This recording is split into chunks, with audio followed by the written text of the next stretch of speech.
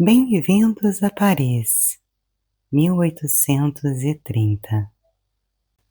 Agora você vai conhecer a diferença entre Paris, uma cidade em pleno crescimento, e o subúrbio, um lugar de miséria e sofrimento. Paris tinha cheiro de madeira queimada. A única forma de aquecer e cozinhar. Mas não era só isso. Todos os detritos eram jogados pela janela, incluindo fezes e urina. O pão era o principal alimento e a principal preocupação do pobre, porque o seu preço estava cada vez mais caro e o pobre trabalhava só para pagar o pão. Nesse tempo ainda não tinha água encanada, então existia muito trabalho cavando novos poços e o transporte da água até as casas era feito por empresas que tinham carregadores e as pessoas pagavam por balde de água. Você já tem que saber disso se viu a segunda parte, Cosette. Isso é a feira em Paris. A maioria dessas mulheres são do subúrbio que trabalham em casa de senhoras e senhores. E essa é a feira no subúrbio. É uma grande diferença. Um lugar é limpo, o outro tem barro, lama e outras coisinhas más. Ah, não existia conservação. Então, os alimentos tinham que ser consumidos rápido. Aquilo que não era consumido apodrecia, deixando ainda as ruas mais fedorentas.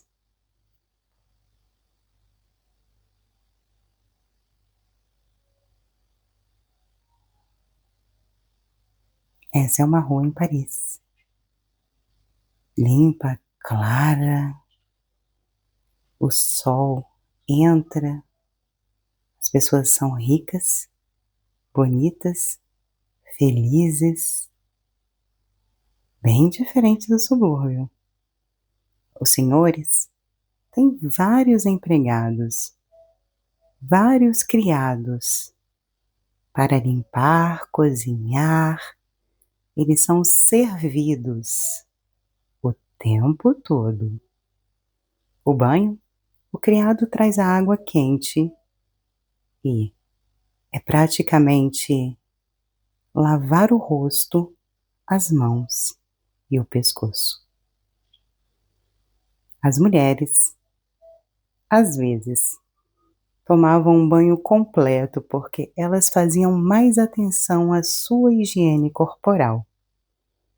E não era fácil fazer esse banho completo. Mas elas não descuidavam nem da higiene, nem da beleza.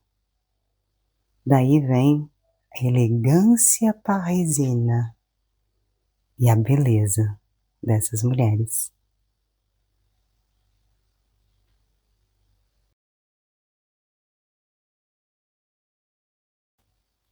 A elegância de Paris.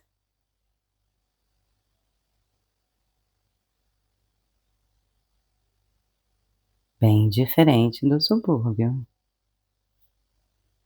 As ruas eram assim, entulhadas, sujas.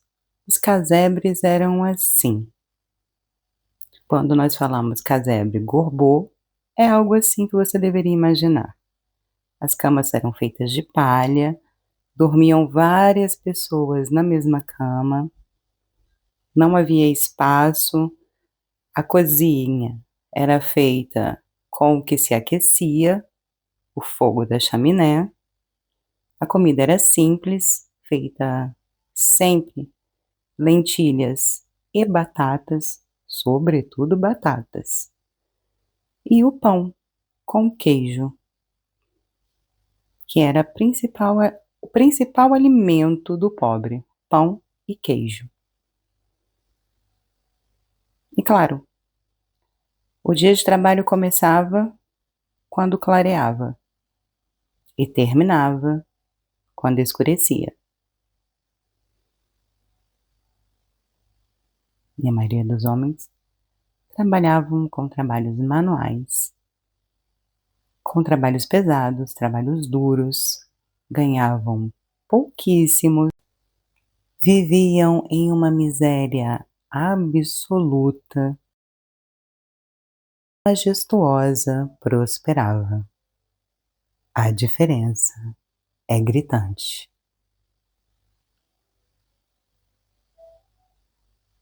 E seria bom também entender que essa sociedade parisiana que Victor Hugo descreve são pessoas elegantes, ricas, que viviam bem, mas ele também descreve em detalhes o subúrbio e as pessoas que existiam nele, com toda a sua dificuldade. Como nós falamos no capítulo de ontem, são duas diferenças, uma majestuosa, a outra miserável, e que vivem perfeitamente em vizinhança. E é isso que você tem que ver quando entrarmos no próximo livro, porque vamos entender essa diferença. Enquanto Paris é rica, podemos dizer, o centro da moda, a inspiradora do mundo, existe bem ao lado um subúrbio, aonde o pão é caro, um pedaço de carne é raro e as pessoas ficam felizes de poderem comer. E de um outro lado, toda a riqueza, todo o luxo. Para ser sincera, esse é o efeito que provoca a palavra Paris. Nós imaginamos luz, elegância, mas também existe o outro lado da moeda, os subúrbios, a pobreza, a miséria. E até hoje, Paris guarda seus encantos e suas particularidades. Nada mudou, só evoluiu. Como podemos ver também, a luz das ruas. Ah, em Paris havia muita luz, por isso é a cidade luz. Mas no subúrbio, nem tanto.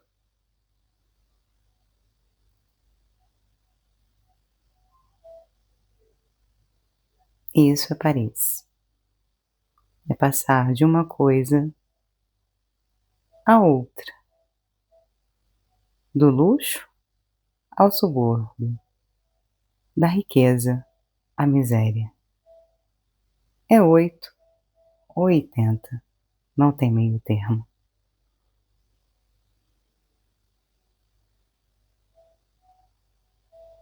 Bom, espero que esse vídeo possa te ajudar a entender o próximo livro